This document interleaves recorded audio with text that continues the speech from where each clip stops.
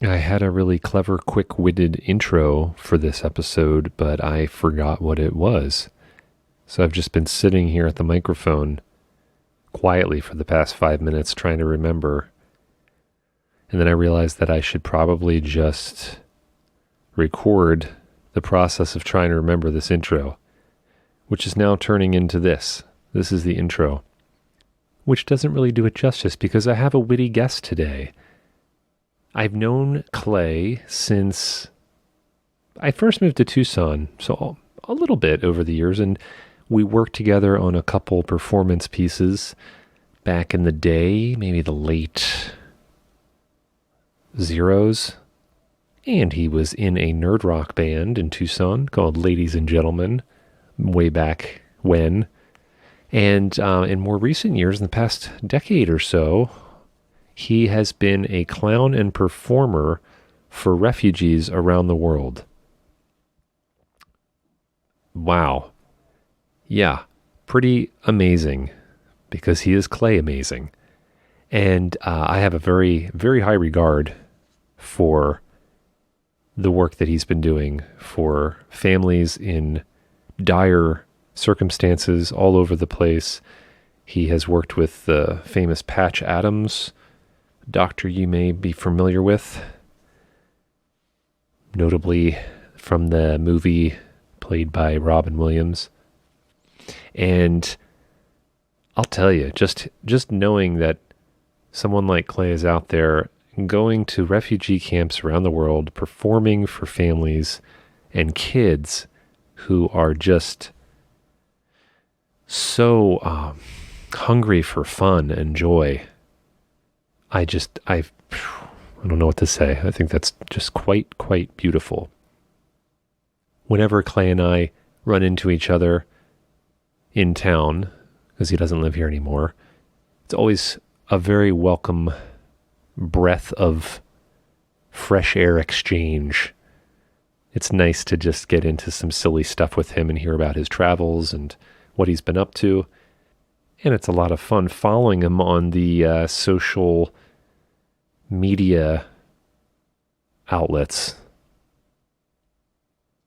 The ones that you can download from your app store, because they trap you into using them forever and ever. I can't wait to get into some of the history and stories that Clay has from his work around the world.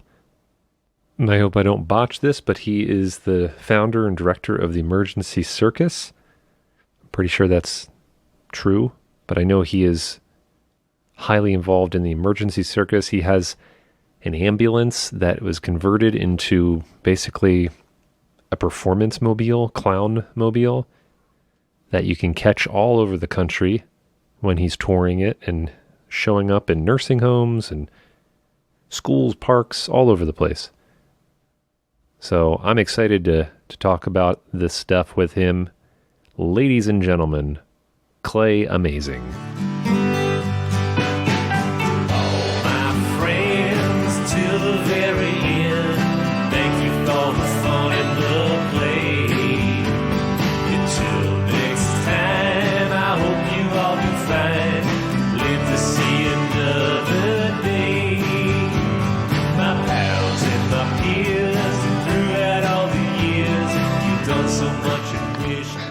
Shoot, I hit record already. Oh, you Vomit. vomit. I didn't mean to do it on vomit. Leave it in. I'll leave it in. In context, it makes total sense to you and me. People will just have to think about what were we talking about prior to hitting record.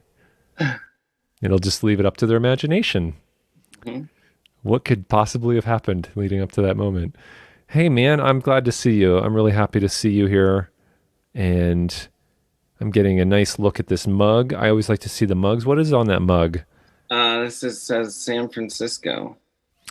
It's San Francisco. And are you in San Francisco? No, I'm not. I'm flying through mug.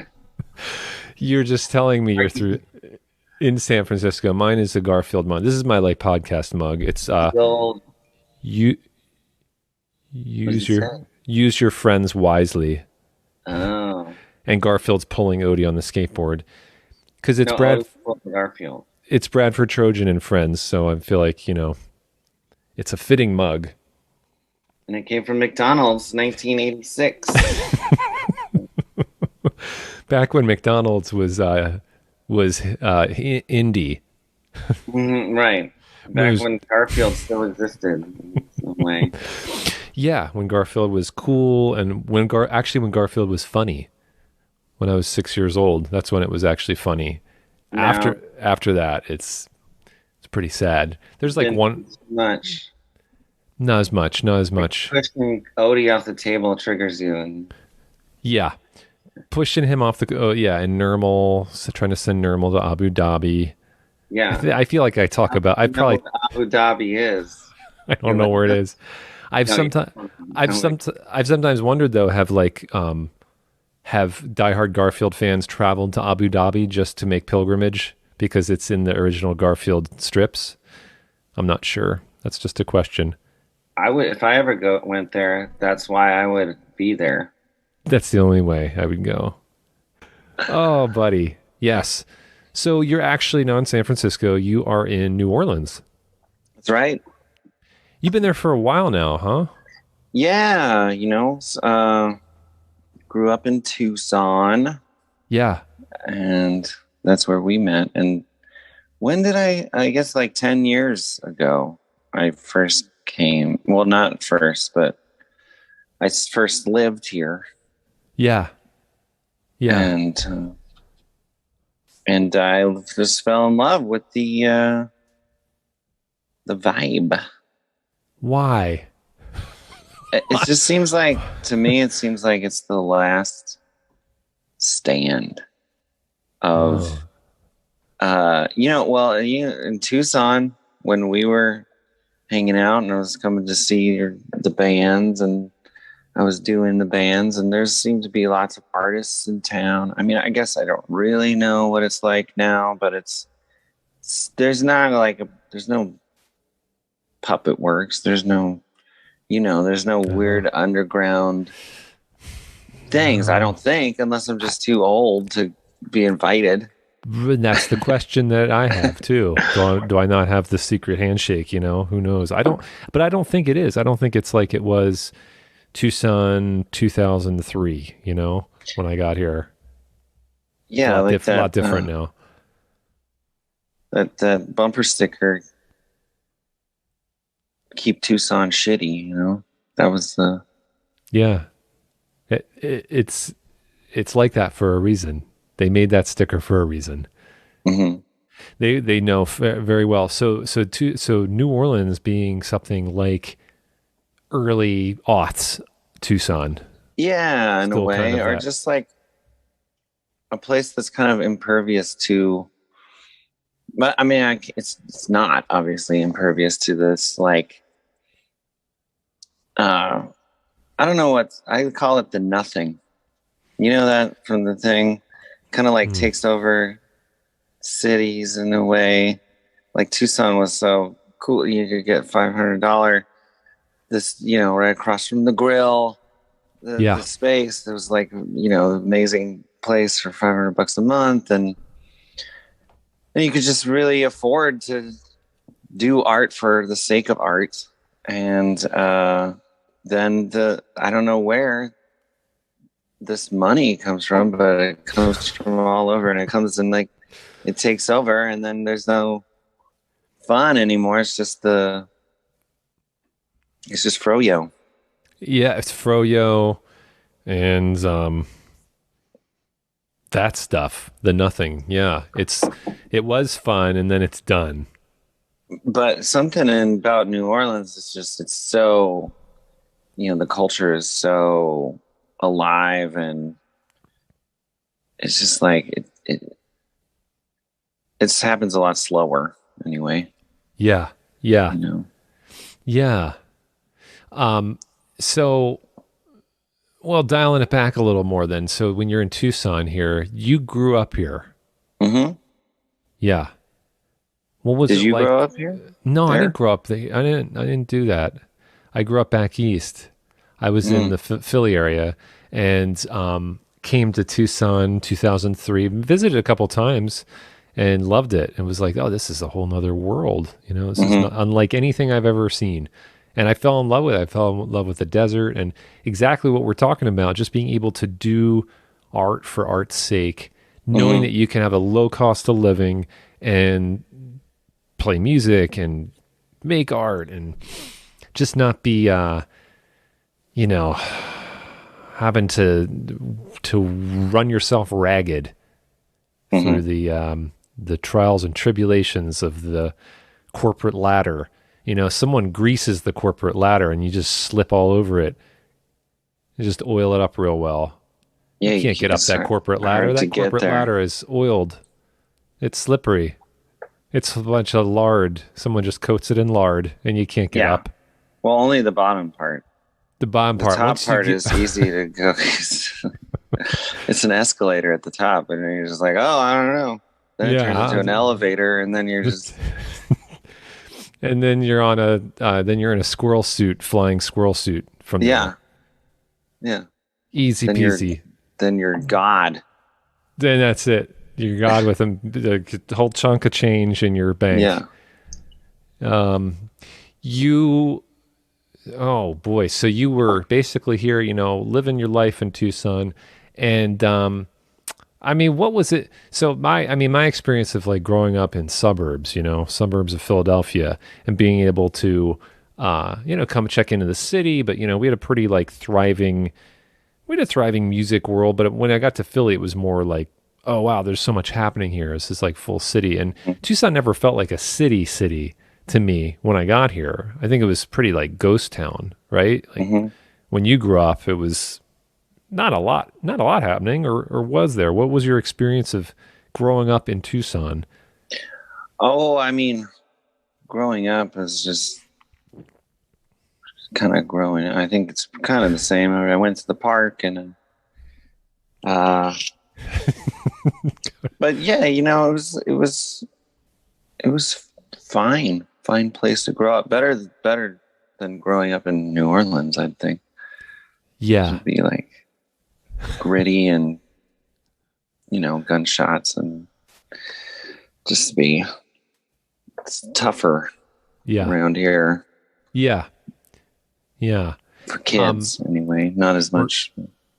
Yeah. For the kids. But I liked going to old Tucson studios.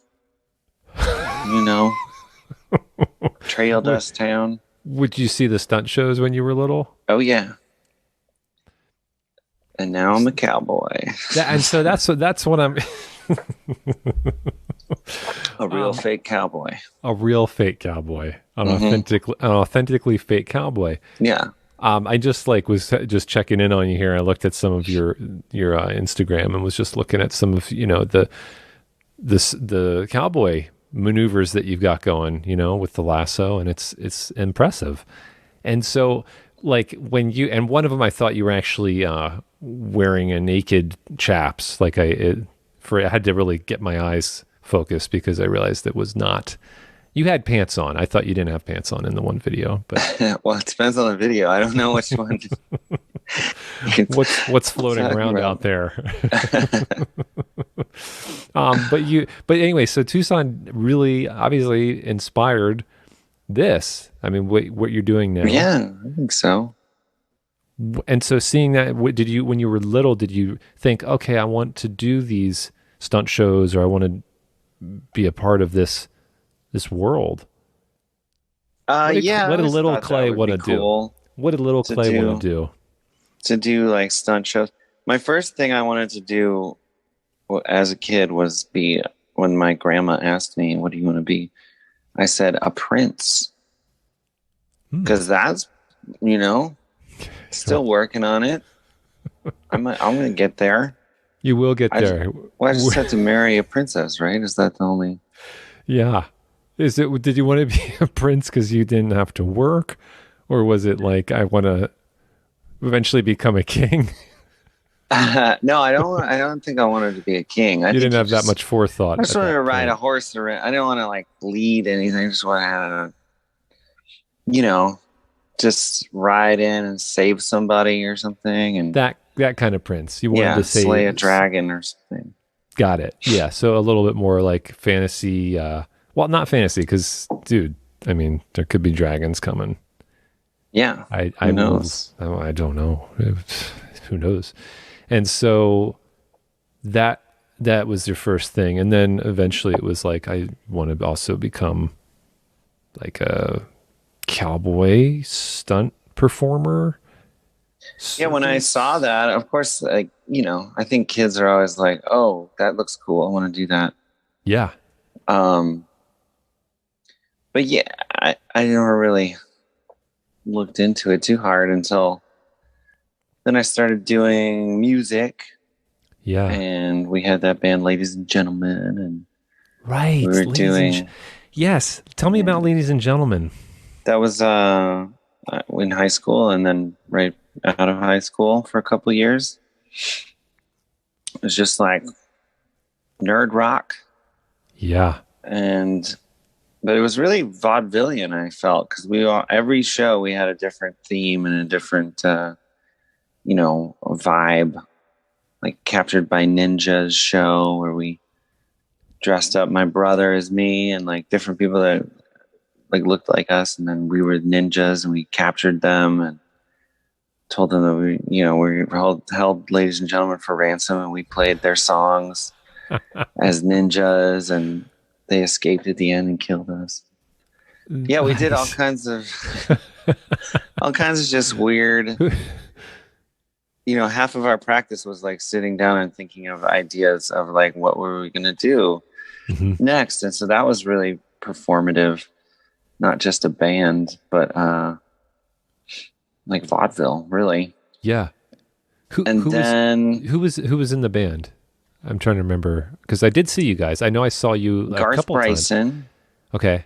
Alex Porter, and Dave Williams was our final drummer. Yeah. And so nerd rock, you were inspired by like who were you really getting inspiration from at that point in time? They Might Be Giants. Yeah, buddy. That was me and Alex's favorite band. So yeah, what a great band. Yeah. So and good. I don't know, Weezer. That's nerd rock, right? Ding, ding, ding. Right answer. Yes, Weezer. I don't know if we've ever talked about our Weezer infatuation. I mean, I don't know if you'd say infatuated, but I was extremely inspired by Weezer. Yeah, the earlier stuff. Which is very important to clarify because... Then the Nothing got them. Then the Nothing got them. The Nothing got them at the Green album. Even though I love the Green album, that's when it got them. Yeah. The Nothing got them. Dude, totally. Yeah. They signed my yearbook, Weezer. They signed my driver's license. Wow, nice. One day we in high school, we ditched high school. Don't tell my mom. Oh, but well, too late. She's gonna hear this. Yeah. Oh, she loves your show, by the way. Oh, good. Probably. Thanks. I mean, she will. She will love your show. She's never heard it, but she will love it. I promise. Once I'm on it, she might listen to it. Oh yeah, she better. She better. My boy. This is her son. My son. My son. I don't know if that's how she'll sound saying it, but my son. My son. Like... my dear boy. Teddy boy. Yeah, she does call me Teddy for some reason. I don't know. Nuh-uh. No. Oh my gosh. We ditched school and we went to, what was the name of that place? It was like the old Tucson studios of Phoenix, which is called like Rawhide or something stupid. Oh. It was like basically the same deal.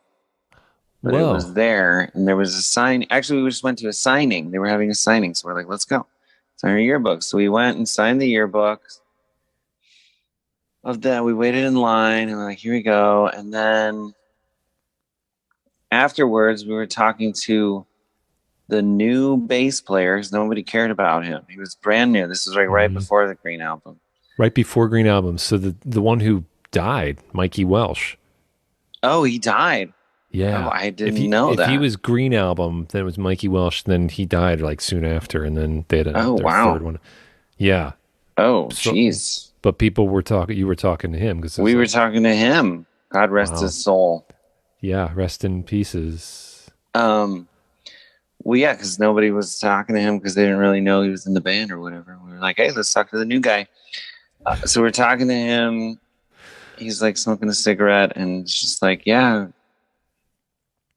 you coming to the show or whatever? And we're like, oh yeah, I guess we can't go because it was for people who won tickets. Yes. So on the radio or whatever. So we did not win tickets, but he was like, I'll put you on the list. Dude. So we gave him our names. We gave him like 4 names or something. And then we went to Rawhide. We're like, hey, we're on the list that we are. 17 years old. And our names were not on the list when we got there because the list wasn't updated yet or something. And so we're like, but they were just letting anybody buy a ticket to Rawhide. And you know, if you got a ticket to the park, then you just could see them anyway. So we're like, okay, it was like $8 or something. I don't know. Wow. So we like paid to get in and we just watched them. And all they did was play a few songs. It was like a 30-minute show. It was like the Green Album. They didn't play anything else. Yes. And then when they were done, everybody was like booing and throwing their water bottles onto the stage. And like this guy came out from the radio station, like throwing the t-shirts. I was throwing them back. And he was like, what? Hey, didn't you guys just get a free show? Weezer? And they're like, no, because they have paid, you know? Everybody paid because they just let us. But that was funny. That's pretty good. And then we went back to the box office to be like, okay, now's the list there. We'll get our money back. Yeah. They gave us like an extra money back, so that we actually made money going to see Weezer, and they signed our yearbooks. You got paid to go to see Weezer and check your books. Oh, and throw water bottles. Water bottles. Have a nice summer. Oh my gosh. Yeah, Weezer, man. Okay, that's a good one. Yeah. That's good. Garfield, Weezer. It's a great podcast. So you went to that's all you ever want to know about when you're listening to things is Garfield and Weezer. And that's it. If you cover that, you're fine. Yeah. Everything pales in comparison to those two topics in life. Yeah, everybody talks about that, right? You touch on Garfield. Yeah, every the Weezer section. I think every conversation ever has to go through those two arcs in a relationship and a conversation. Mm-hmm. That's it. Journey of the Fool. Yeah, yeah. And maybe if you talk about Weekend at Bernie's too, that'll be about once you do those 3 things, you're done, and everything else is just like candy coating. So since we're now on the candy layer of the conversation, the sweet frosting, we got the nice meat in it already. Meat down. Yeah. Now we have to talk about Weekend at Bernie's too. No, that was a joke. We'll skip over that one. Never seen it. I haven't never either. I never. I made a meme though. I made a Bernie meme. You did? Where of the poster where they're holding up. Yeah. Bernie, Weekend at Bernie's, and I put the Bernie. You know, he had the mittens. The Bernie. That was one of my. Yes. You know, better memes no one saw. Well, that'd be a good meme, and then if he somehow, let's say he won, and then he went for a second term, then you could do Weekend at Bernie's too. Yeah, I mean, it was just they were holding him up, and he had the mittens. That's good. And he was like Yeah, slumped over. it's good. I actually always wanted to. Now we're on Bernie, so I always wanted to be Bernie for that as a Halloween costume. Just have, but you need two other people to hold you up all night for a Halloween, and then you get to be Bernie, the Oh, movie Bernie, the movie yeah, Bernie. because we're not Yeah, talking about politics. no, Yeah, no, we're not because we don't do that. just We don't. memes. That's Just all. This is memes. as much as we talk Memes about it. is as close as we get. Bernie. Memes, memes. You do a meme talk. So we But did that it. We did it's that. done. It's all done. That was a great show. So I want to know a little bit more about Tucson, ladies and gentlemen. You guys would perform a lot, and I know I saw you. But from that point, you were already going into vaudeville, wanting to like that kind of in that terrain. And we even Hmm. freaking had a venue called Vaudeville on Congress. Like how great is that? That never had vaudeville there. That never had vaudeville, right? And so you and I really have a shared love of vaudeville. I know we've spoken about it a little bit, but I, got so interested in vaudeville during my later 2000s in Tucson, and I don't think I ever had you do the variety show. I just didn't know you as well yet, but I hosted a few variety vaudeville shows, and I know there's a lot in Tucson happening at the time, but it's just like this Where was great that at? at Solar Culture, the Solar Culture.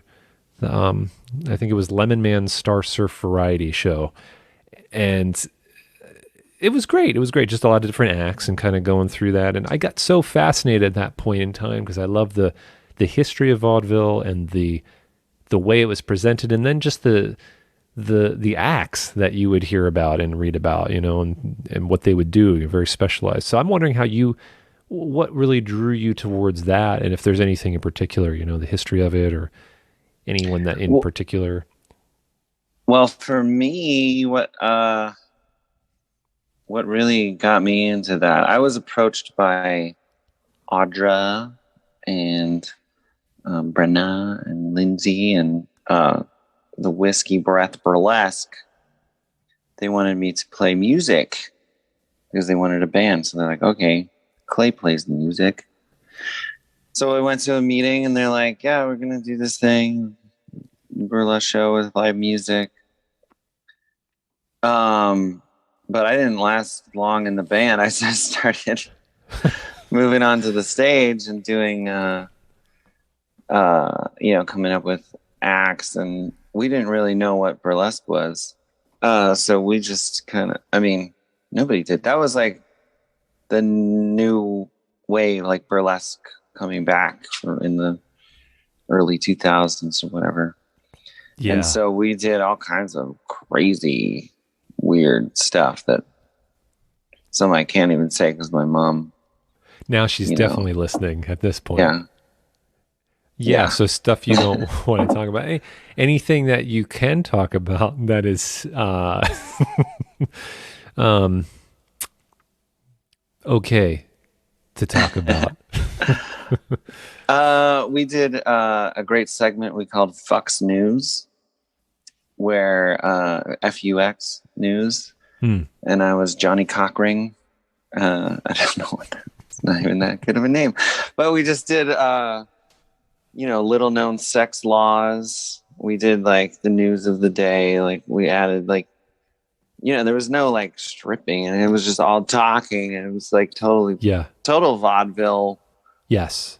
It was like not really burlesque. Every act we had was like, we did play live music and there would be stripping, but it wasn't like your normal thing. Like Audra would be like super wasted. Mm-hmm. Yeah. And so you started not doing, really super. Yeah. Well, actually, yes, really super wasted, but pretending to be super wasted. Right. Pretend. It's all just pretend. It's all pretend. Might also be super wasted, but yeah. But overdoing it for the act. Right. Playing it up. And so at that point, I don't know if I'm jumping how far ahead, but when Parasol Project began, that stemmed out of that then, right? Yeah. So then we were like, this is great and all, this whole burlesque thing, but we want to do something a little more wholesome. We were all getting Yeah. older. We're getting to our mid-20s by that point. So we're like, I don't know if this is for me anymore. This burlesque lifestyle. Yeah. Let's be fancy. let's be let's not make money doing this other thing. Parasol Project. Yeah. So we started like hosting parties. So I'm remembering the one Parasol, because I got invited for that performance at the Fox Theater, which I thought was fantastic. It was so much fun. And it was a life-size Nickelodeon where you had built a Nickelodeon. So for people who don't know, there's a big black box basically that you would look into. There were peepholes around this box, and a box is what I was like 10 by 10 feet, you know? Yeah, it was like a pop-up tent. Pop-up tent, but totally opaque inside. And then there was a flicker reel, so it wasn't a strobe, but it made it look like basically you looked in a peephole. People could, about like 6 people could look all. We did have a strobe.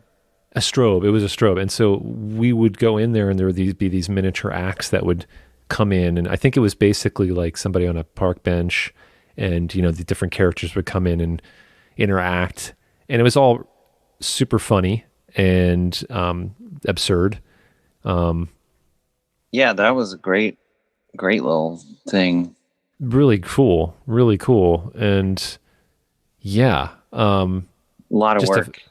Right, a lot of work. Yeah, that's the thing. It was a lot of work. But it feels like it went up a notch, right? From maybe before performing, it was like, oh, you're in the Fox Theater, in this historical theater. Yeah. That you were given an opportunity to create. I forget what else was happening that night. It was a whole thing. It was the Petit Carnival. Yeah. There we go. We never got paid for that either. Oh, okay. Well, but it still looked prestigious. It was, we seemed... if the mayor happened to come in that day, would have been. Yeah, it would have been safe to look into that box and family friendly. That was with that one we did was a salesman. Yes, I think that one was like I was door-to-door salesman trying to sell a vacuum cleaner, and run into the robber, and Brett was the cop. Yes. And so we had like back projected old footage of like, New York in 1919 or whatever. And so Brett's like chasing me, and we're like running towards the screen, like running in place towards the screen. And we got the little flickering light on us. So it looks like we're all black and white. Yeah. Everyone had to wear black and white and face black and white. And, yeah. I think I might have played a very large man. I had pillows in my shirt, and I couldn't. Oh yeah, you were the fat man. Yeah. And I couldn't sit down at all, and I was very. Oh, flustered. You did that was when you did it. Was the park bench? That was it. That was but the other one that was at the Fox was the we did two. Gotcha. The park bench was me sitting down and Brenna sitting on a park bench, and I think she's cute. I try to give her a flower, but like this large man sits between us. This little girl comes and takes the flower. That's it. Danny was a gorilla who took the flower. Danny is the gorilla. Oh, he was always the gorilla. Yeah. And then just monkey bush too. For people that don't know, when we say Danny, that's reference to is he still doing Special Head? The performance? Yeah. Very special. No, he's still going by Special Head. Yeah. Great guy. He was in Tucson. He was in that show. He became famous for being on American Idol. America's Got Talent. Whoops. He didn't sing. No, he levitated. Yeah. Jeez. Yeah, so people check that out. So anyway, you started doing Parasol Project, and that kind of went for a little bit. I made another thing with y'all, but then fizzles and things. I moved, I think. That's it. You moved. That was it. You went to New Orleans. Yeah, and I did like Northwest stuff too. I did New Orleans and Northwest. Yeah. And yeah, we just weren't, we got a red tag at our art gallery. Well, I don't know what Parasol Project. We were like, let's do everything. We had art gallery. We'll Yeah. do like we'll have a boutique. So we were Yeah. in the Lost Barrio, like trying to pay rent on this thing, the Peach Properties, and like it was Ugh, just like fucking mess. it was tough. And then we got a red tag because some graffiti. We like let some graffiti people do a party. That was a really awesome party, and then Yeah. of course the cops come, and then you can't have more than 5 people or something. Oh It was my like gosh. it was a business. It's like what? Yeah. You got a red tag. So you got a demerit. Our art gallery got a red tag. So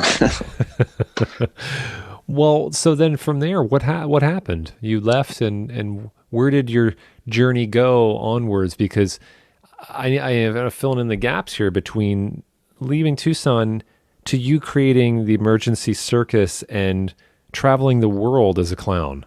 yeah. So I I went to mean, the geez, Clay, tell me about that. That's a big jump. Okay, so we're going yeah from, let's just review. You're going from ladies, burlesque ladies and to gentlemen, nerd rock to a Parasol Project and getting a red tag on your place, and you have to get booted out, and then you're traveling the world as a clown and working with Patch Adams and all kinds of other stuff and helping, doing performance for refugees. Okay, enlighten me on this. How does this happen? well, I was hitchhiking. I think this is what happened. I was hitchhiking. Oh, wait. I think this is what happened. I knew You how to just juggle. woke up and, yeah. Um, and I was hitchhiking and I was in Olympia, and they were like, "We're going to Juggle Fest."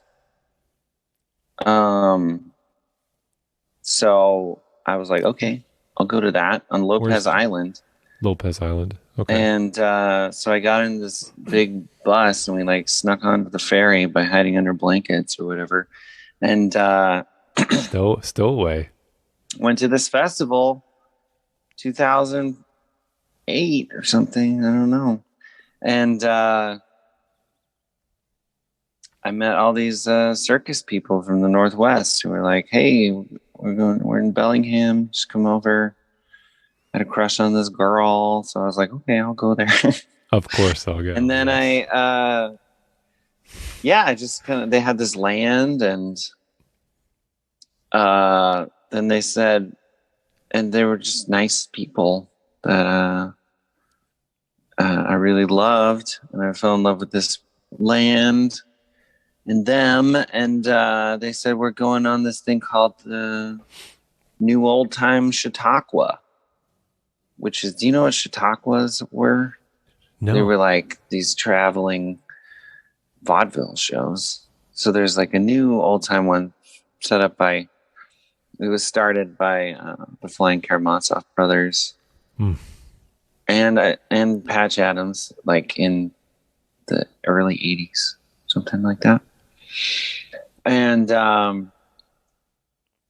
so I was like, okay, I'll go check that out. So they go to rural communities like all over the country once a year for a month, and with like 40 performers, 40 to 70, thing, like a full brass band, marching band. And we go through these little tiny towns with this huge marching band and like all these people juggling, and and we do a show, and we do, nursing homes and stuff, and like public shows, and just try and reach out to these like rural places. It actually does a lot of good to get to those, to like freak out those people in these small towns.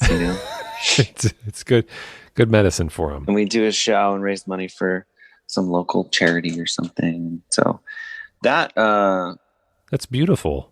that I started doing a like vaudeville act called B Bones, which I had been doing already. It's just me and a ukulele, and then I dress up people and sing a song, and they act it out.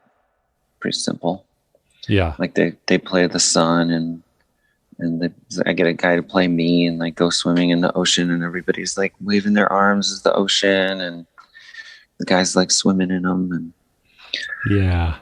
but then and like I sort of knew how to juggle and stuff, and but that's when I got into the cowboy stuff, because everybody could juggle, and there was just a few people doing cowboy stuff, and I was like, oh, I like cowboy stuff. So I got a whip and started trying to learn, hurting myself and being like, no wonder nobody does this. But then now I don't hurt myself anymore, and I'm doing a pretty good job. So yeah.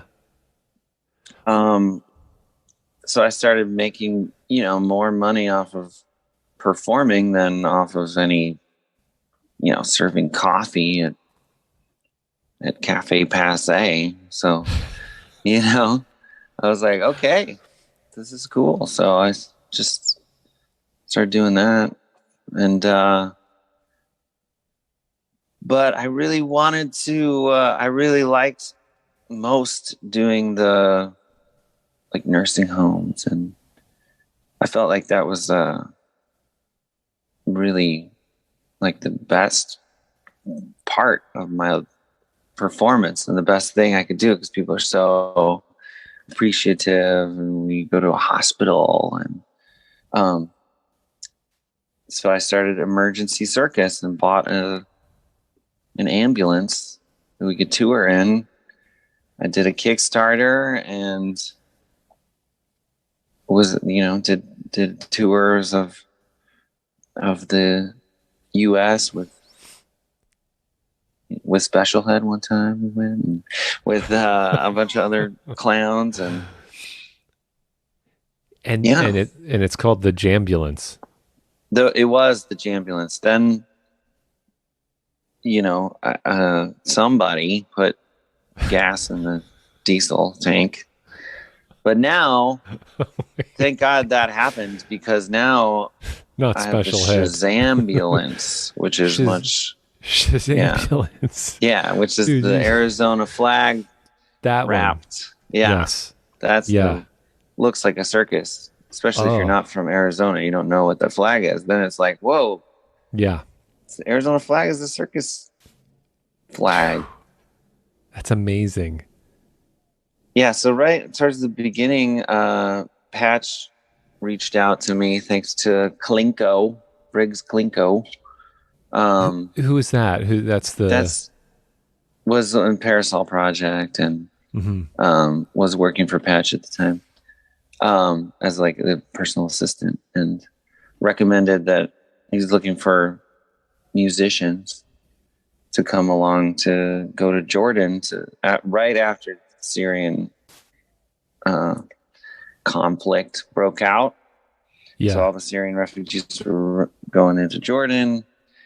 So yeah, he invited me onto this trip there, and I sort of stuck around the area after that. That was for the Gesundheit Institute. Yeah, so I went to Jordan, and I was kind of conflicted, at the beginning of it. I was like, is this really what they want? Do they want clowns?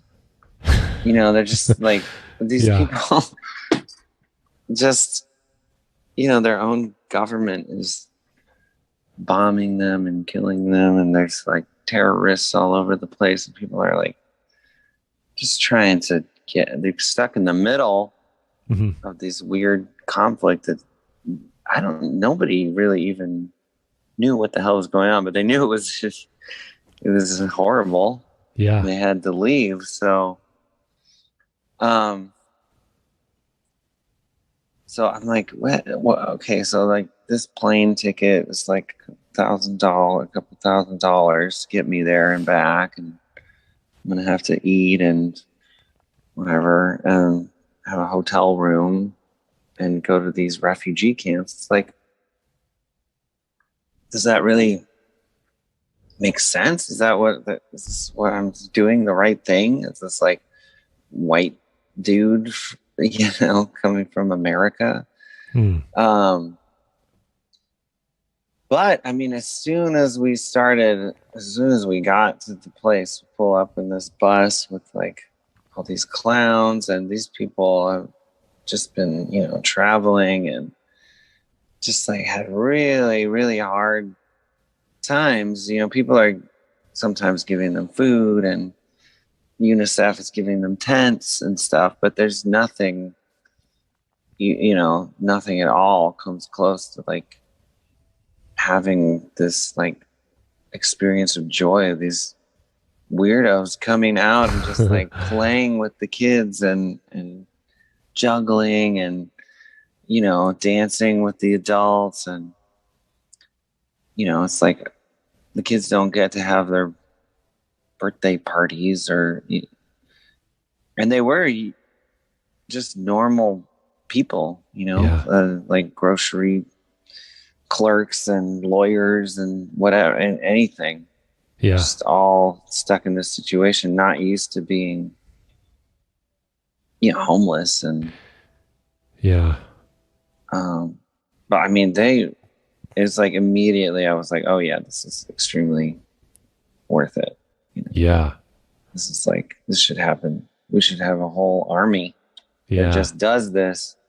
Yeah. And the world would be so, instead of just have a whole like section of the military, it's just clowns that you send to these places and just create that joy, because that's what we're really living for. I mean, if you cut out all this other thing, if you think about what's the most important thing in life, what are we here to do? Really? I mean, maybe it's not that important, but it's the most important thing is to like, why do you even survive? Yeah. Why would you survive if there's not, those moments? Yeah. Well said. I think that's so interesting and has definitely been more of a theme in some of the recent episodes I've been doing, is what is joy and how important that is. And I mean, it's in a way, it feels very lacking these days. And then, but access to it, like how do we access joy? How do we have access to it? And what brings us joy? And just what you said, like, what is it that keeps us going, right? Why do we continue to go through the really hard stuff in life? If not for these wonderful moments and experiences that are just so heart-centered and uplifting. And so hearing what you've done, I mean, it's just beautiful, Clay. Gosh, you go and do this and sacrifice all of your time and energy to go and bring this to people that are just so grateful and that are making them happy, alleviating their suffering, right? Yeah. I mean, I know they have the relief organizations, and then I don't think I think about that enough. There's lawyers. I don't think, these people are like doctors and lawyers, normal people. Yeah, they're not just like, they haven't always been like this. They lost their job, they lost everything, their house, and yeah. I think a lot of people forget that, because they see someone in like living in a tent, you're like, okay, that's a homeless person, right? Exactly. But it's like, and they're from Syria, so like, it's like all they're all homeless there. Concrete. They're all concrete buildings, and no, they're just like freaking driving their Lexus one day, and destitute the next. It's like could happen to anybody. And I think in these days, I hope that like we all kind of went through a whole year of like realizing, like anything can be like taken away at any moment. Yeah, it's really precious, right? Everything's so close to turning. So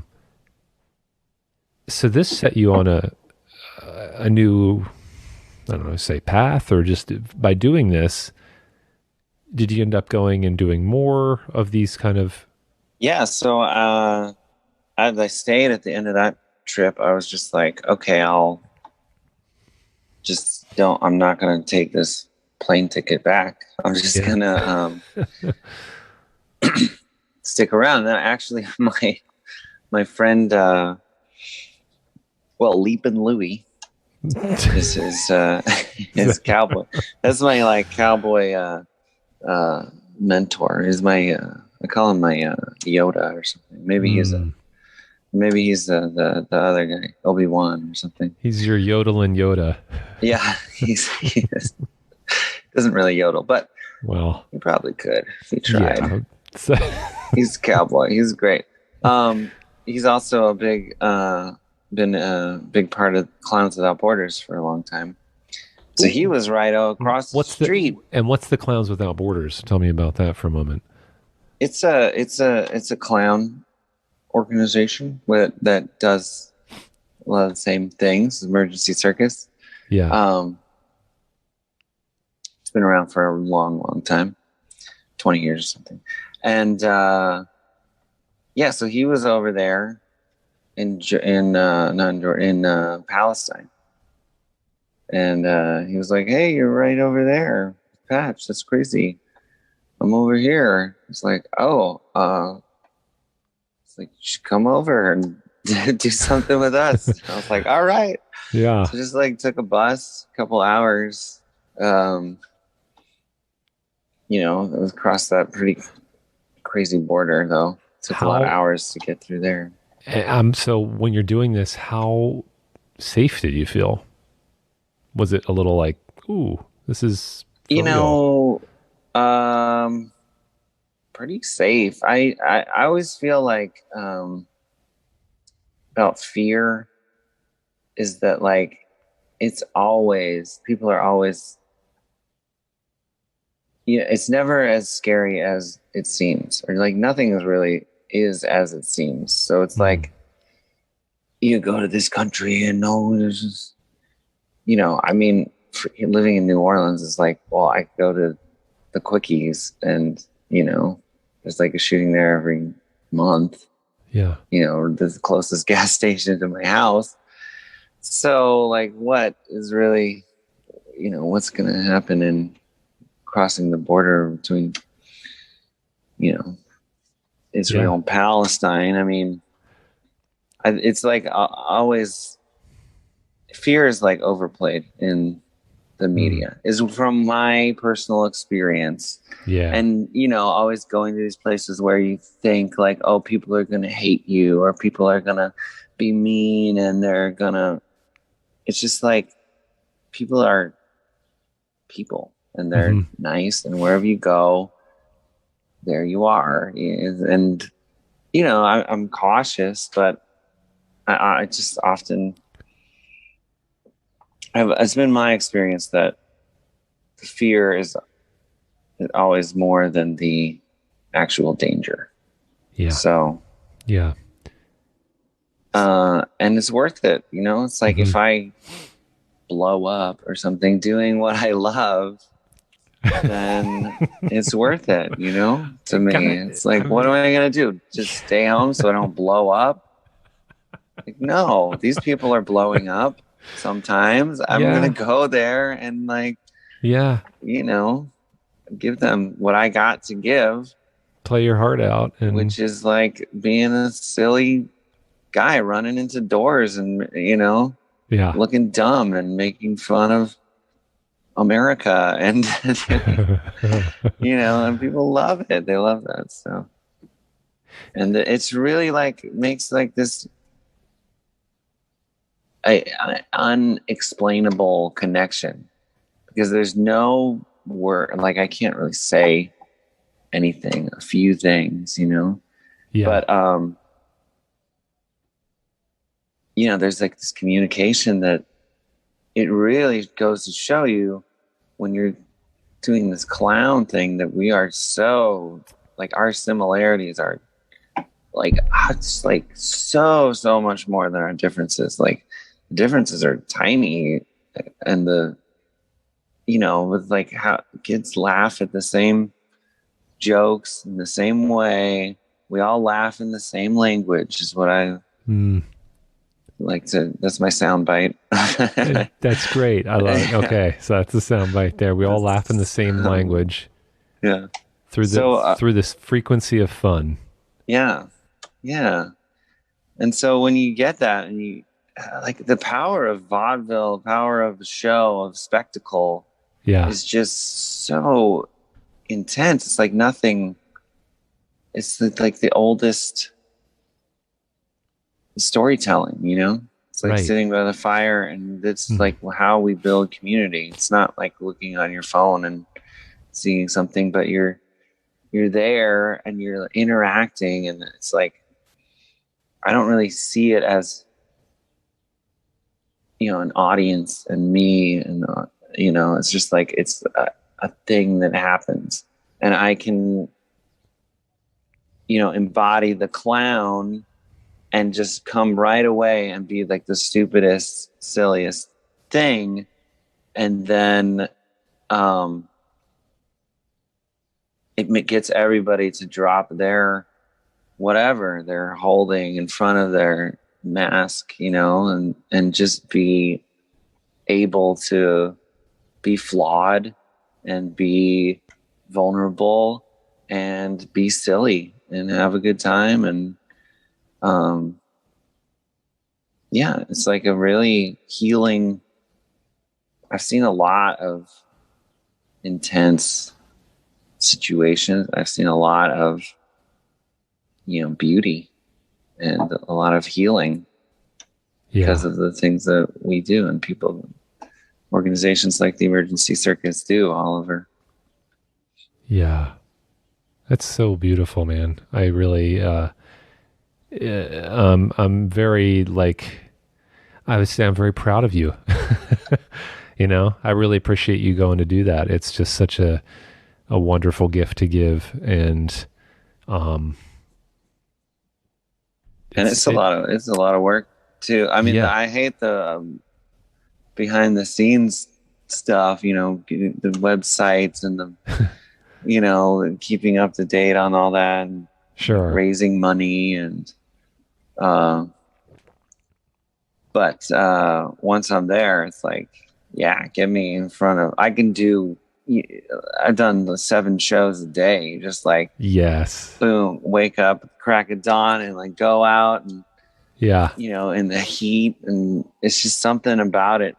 I just am able to keep going. I just crave it. The next thing to make, you know, to come into a refugee camp with the little instrument, a couple clowns, and like start singing a silly song, and all the kids that are following you and singing along, and then, you know, people are peeking out of their tents and their cardboard like makeshift things, and they're like, first they're like so confused. They're like, what the hell is going on out here? This is not a regular Tuesday occurrence. And they look out of their thing, and they just like see these clowns, and they see all the kids like skipping and jumping and running and knocking on the doors, and they're just like, everybody's just like, it's like even more joy comes out because they've been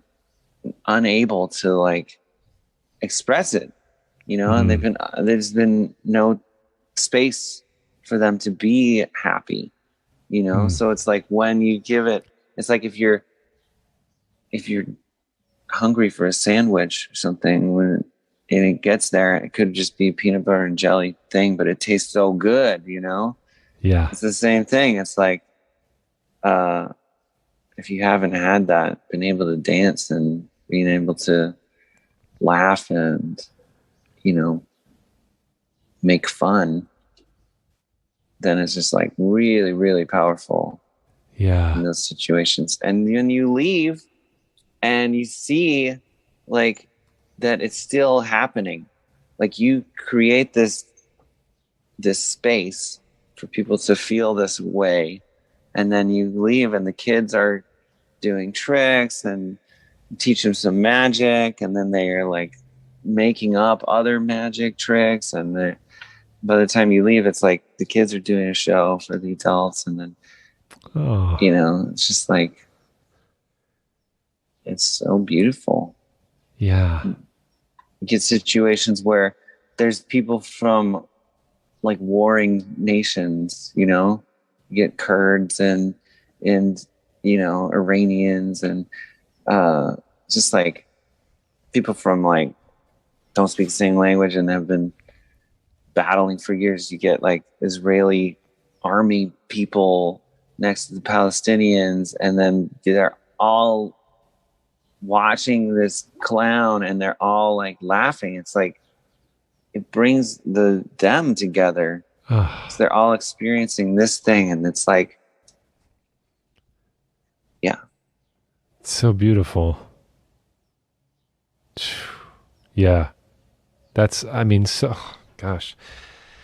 Yeah, what healing for them to be able to have that, and you give that chance for them to have some space of just joy and laughing, and how really that could bring people together, just dropping away the roles and the fighting, and I mean, wow.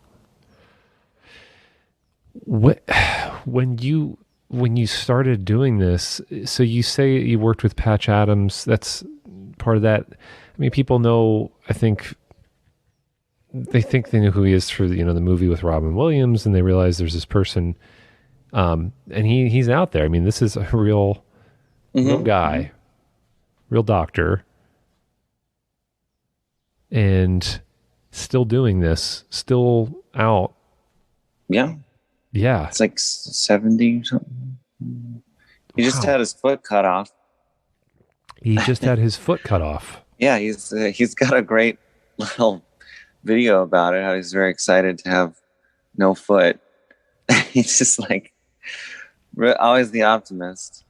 He's like, yeah, now I'm thinking of all these jokes I can do now at the hospital, like how I can visit amputee kids and be like, hey, check this out, I got this foot. And he can like have take his foot off in the middle of his thing, and it's just like, I've had a foot for a really long time. It's time to like not have a foot.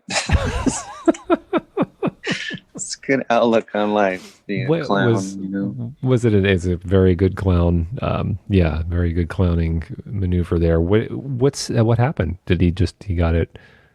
It was I forget what it was. Some kind of, okay. No, it wasn't an accident. It was like a thing. He was like trying to fix it for a while. It's like okay. I don't know. Yeah. Gout or some. Yeah. And something like that. And what's he like as a person? You've gotten to spend some time. He's very articulate. And he's like, yeah, he's pretty fun. Pretty cool guy, Yeah. Yeah. He's old school guy. But he's yeah. You said articulate. It seems like in the clowns I know, and people that do traditional clowning and in theater and beyond, really, have such a view on reality that can just pick apart and see. It's very like cutting, right? Cut through and see the thing that's going on that is absurd, and being able to pluck that and really showcase and highlight it. Yeah, look behind the curtain or whatever. Yeah, look behind the curtain. Yeah. Yeah. And so it's like seems, and for people to know, like clowns have been held in very high regard in cultures, right? Over the millennia, because they're able to show what's happening in a way that can have more lightheartedness and fun, right? There's the light shines in, and you can see a little bit more clearly through that lens. Do you find that? Do you feel like that's kind of just with what you do and what you see in the world you're in? Yeah. I think that It's always there. There's always because I mean, ultimately, with all the pain that life has, it's pretty awesome, you know, to be alive. And a clown can, if they cut off their foot or whatever, you can find that bit of joy and open it up. Yeah. Are you still there? Yeah. Oh yeah. Yeah. Yeah. It got a little freezy, frozen. I'm about to die. Oh, let me pause. I think that's something really important. Gosh, what a reminder, for me, and I'm sure many other people, is just to be aware and focus on that, focusing on how wonderful it is to be here and how fun it is to be incarnate and to be able to do our silly human things and the silliness of it, right? And trying to make light of things that can be so heavy and so dark. And obviously not to discount that or anything. It's just more through this way of clowning and playing and tuning into that joy, like it's hard for me to sometimes. I'm aware of this, and I want to say, hey, I'm doing this all the time, and I'm like, I'm on it, I'm there, and yet it's like I forget, and I'm just get sucked into the I don't know what we're gonna call that. We called the later Weezer music the nothing and the strip malls, but this is something else. This is something a little different. I mean, it could be that in that terrain, but you know what I mean? That either the glib, the glibness. And so is there anything that you feel other than performing? I mean, performing does that. Is there a way that you find through your practice of playing and clowning that you can really like tune into that? Or is it do you find there's like practices? I'm thinking too, just for people, it's like what do people do to access that? Yeah. I don't know. What do I do? I also forget, I get down in the dumps and, Yeah. And one thing about doing this traveling is it's good for the people and it's good for me. Yeah. I feel like helping other people and like giving and sharing community is like, that's really works for us as humans. We have that built into us where we want that. We want to get together and cheer for something, and we want to help somebody.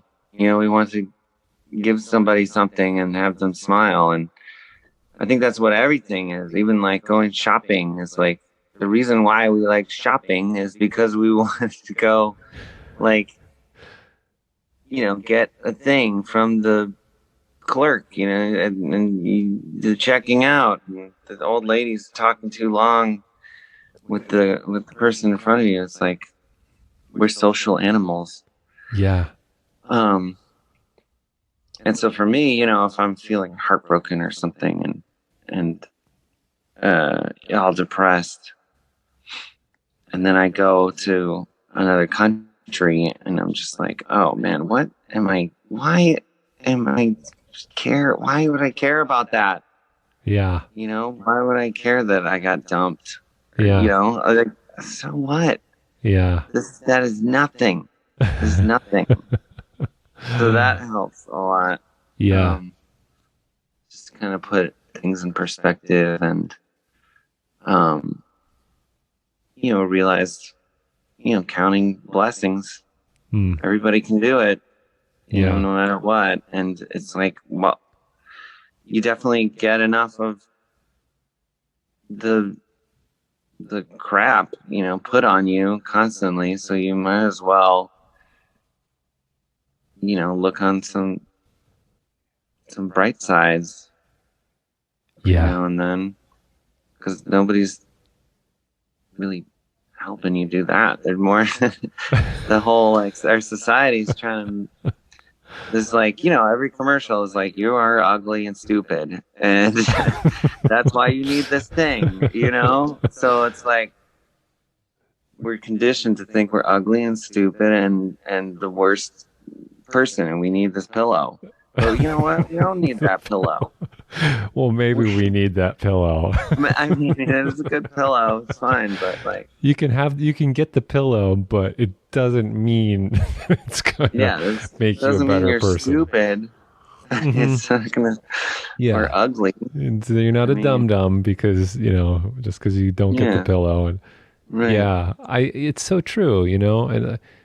And just to be able to remember those simple. It's simple, really. I mean, it's. I know somewhere recently I was reading one of the statistics and research they're showing is the number one cause of longevity is just having a sense of community, just being able to interact and be with people.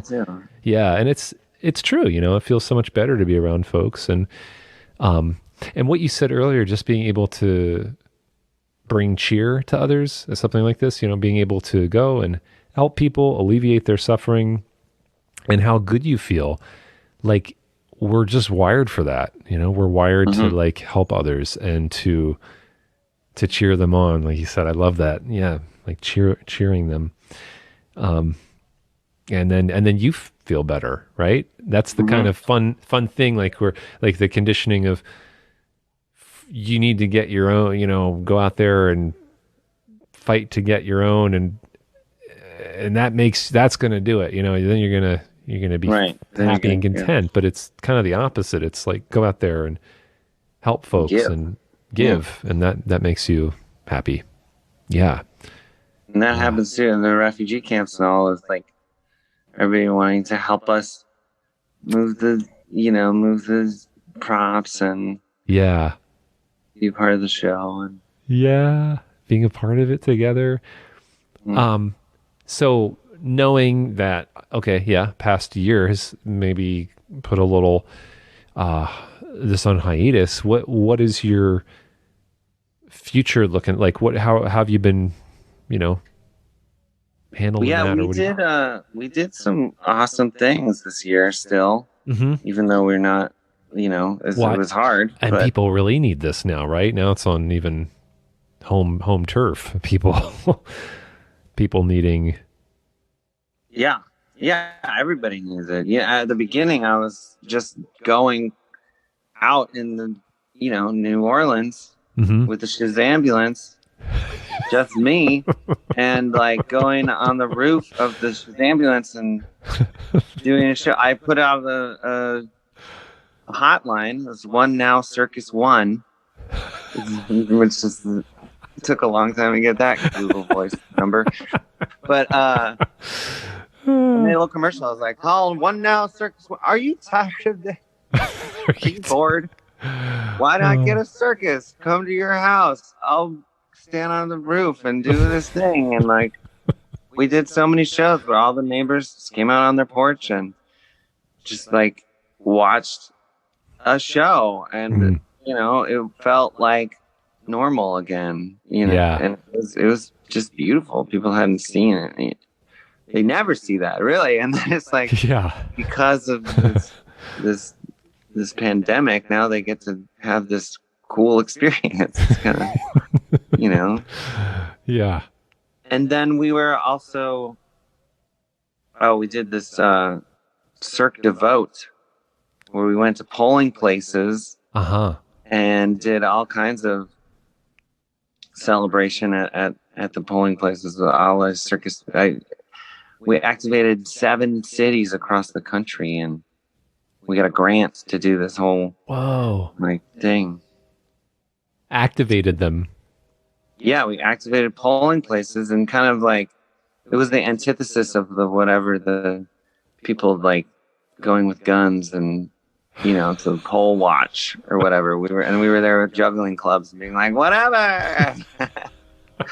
There's no thing to worry about. You go and make a check. I mean, the guy you like, just like, don't worry about it.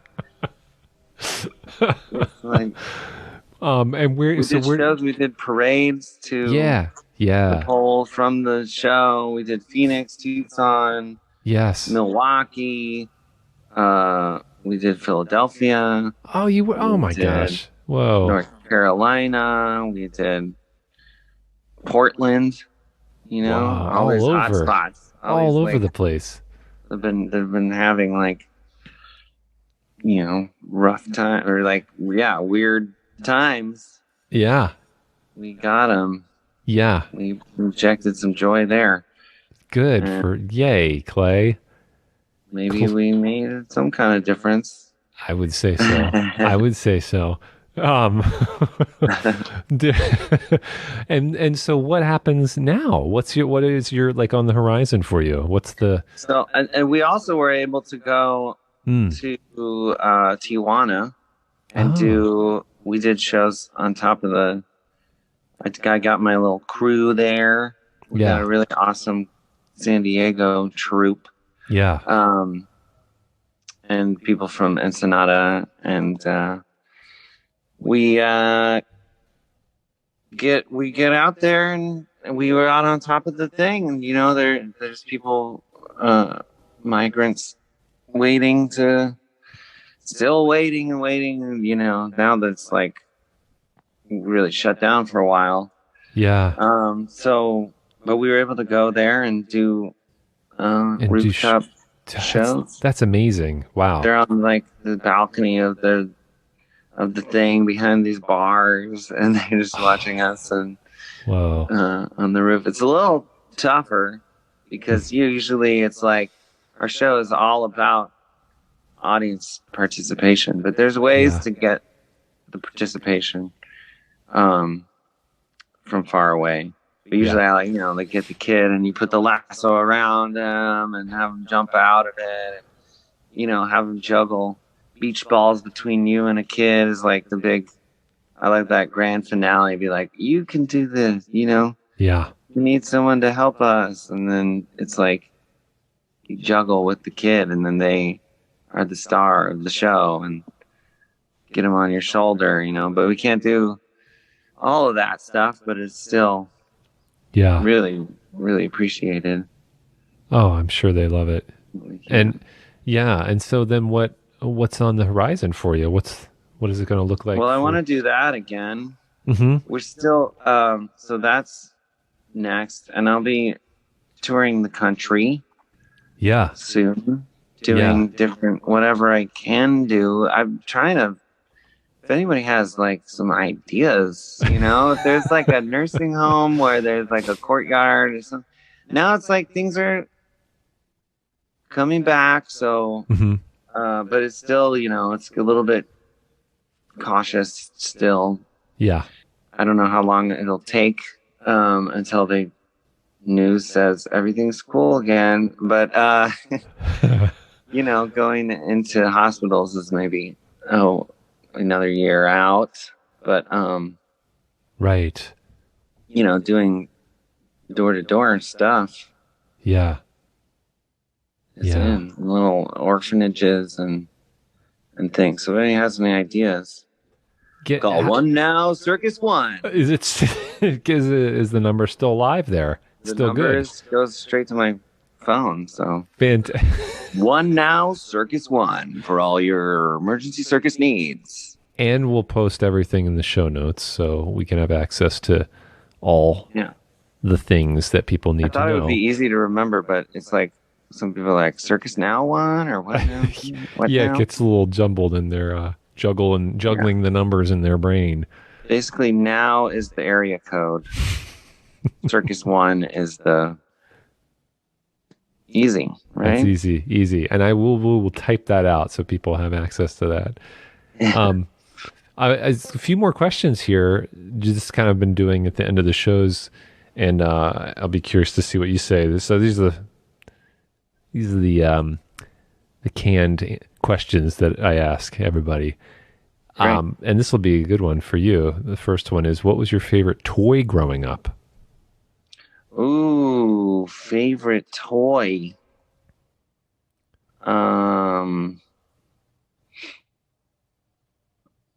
Boy, Growing up, It could be, it could be of for all some reason, time. I just want to say Nintendo because, That's like, what does that count? that Is does that just count. like? One of my guests said Nintendo once, so I it's mean, that's like cheating. no, it's not Just cheating. like many. No. Is it a toy? Yeah, it's a toy. We could Really? say it's a toy. Yeah, it's a I don't know. toy.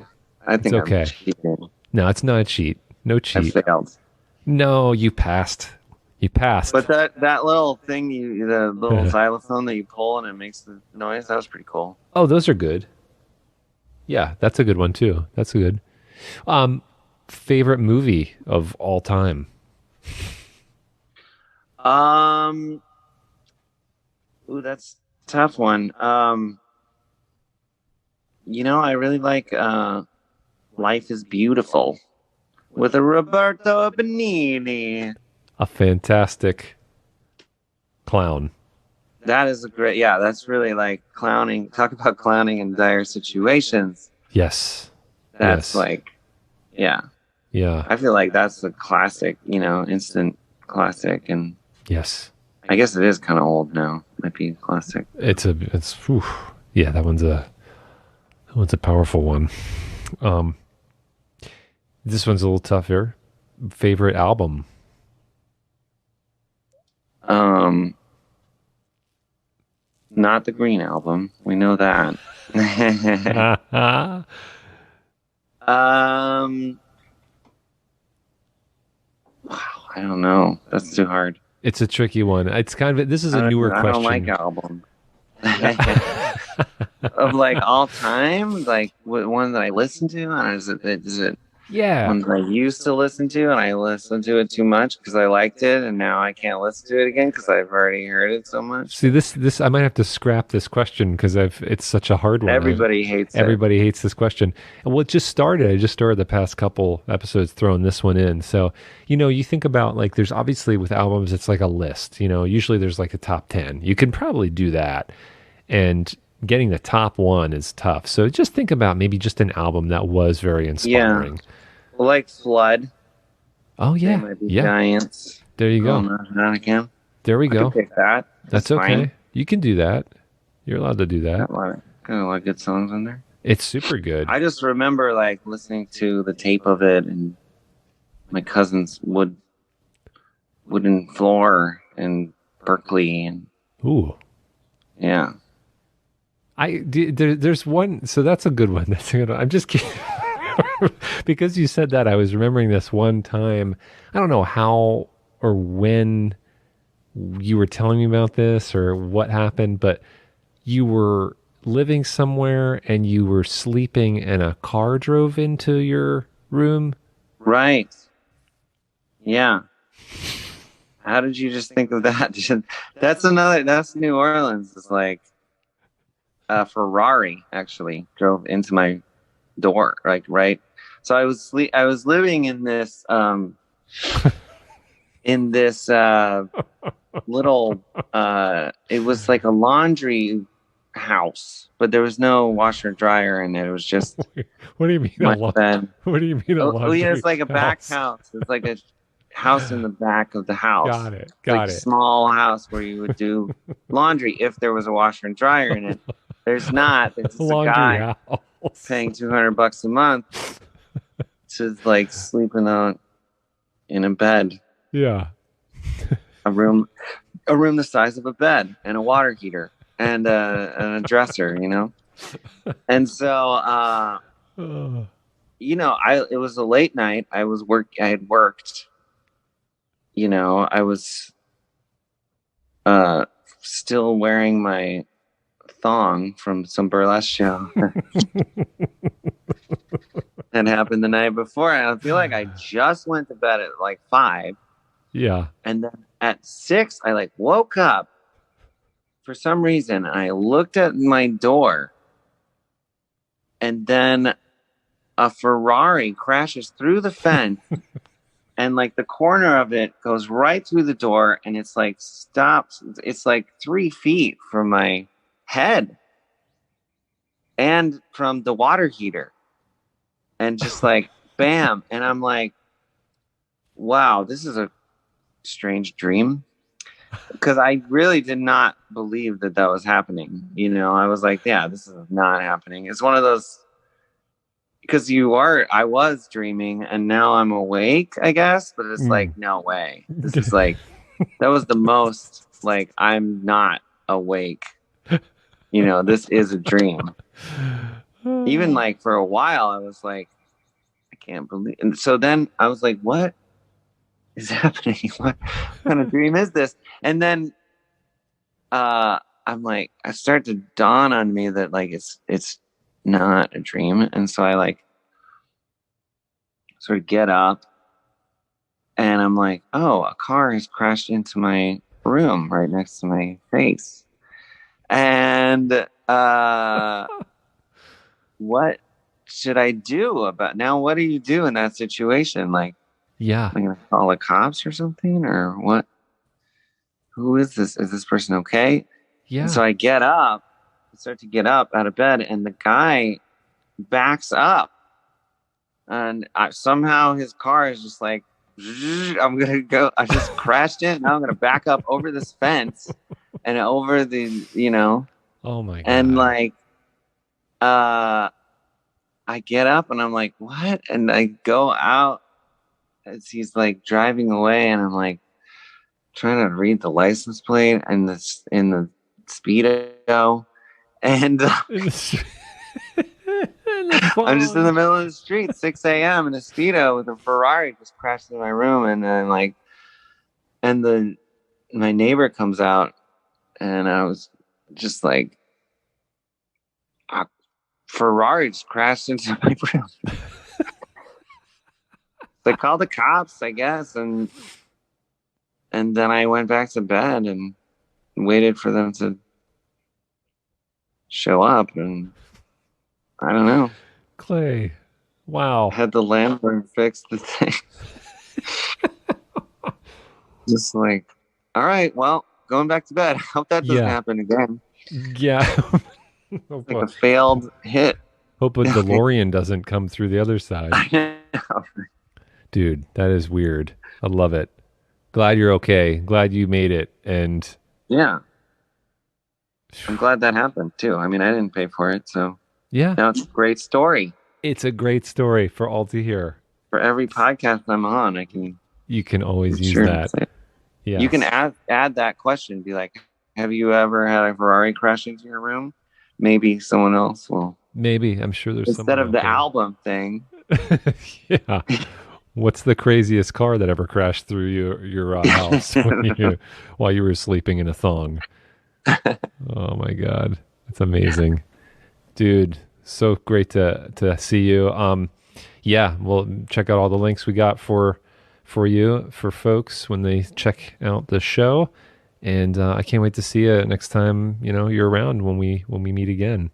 Yeah, I always love talking crazy crap with you. Yeah, very good. Crazy crap. We could do this for hours and hours. We could. It could go on for more, so we'll have to do another one. Yeah. Down the old road there. Yeah. All right, my friend. See you soon. Thank you, Bradford. Thanks, buddy. There's stories that people tell you that when you're maybe in a dark place or you're down in the way down Dumpsville, that it just cheers you up and you can make yourself laugh. And the car running through while he's sleeping is one of those stories, especially since he was okay. Wouldn't be so funny if he wasn't okay, but that is just like a once in a lifetime story. Wow. Yeah, what a fun, great time we just had clowning around. We were just a couple class clowns there. If a teacher was around, I guess we would be class clowns, but we were Zoom clowns. Zoom clowning, that's what just happened. And really getting to hear some more in depth of the stories of where Clay's been. Wow. I mean, just again, I say I'm proud of Clay, and I really mean that. You know, I talk about what is like service work look like for people. What is their path to help others? And to me, that's like a great, wonderful way to bring cheer and joy into people's lives. So, really cool, really fun, Claymazing, amazing. Okay, Clay. It's not that difficult down there in the Big Easy. And Weezer, our shared love of Weezer. You know, I didn't tell the story. I wanted to let Clay have his story.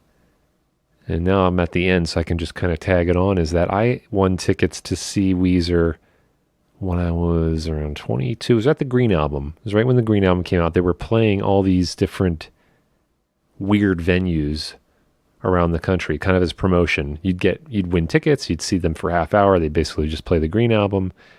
And I won tickets off of Y100 in Philadelphia. I was at the Pirate House with all my buddies. And I remember I'd just come off of beating the high scorer in Miss Pac-Man, one of my first times really taking on the Miss Pac, the ghosts. I didn't get ghosted on that one. And that was great. I was at a sandwich shop down the street, and the guy there told me that if I beat his high score, he'd get me a free sandwich. So it was a pretty lazy dog, hazy days of summer, and after work, I just go down there and I just play Miss Pac-Man, and I got really good at it.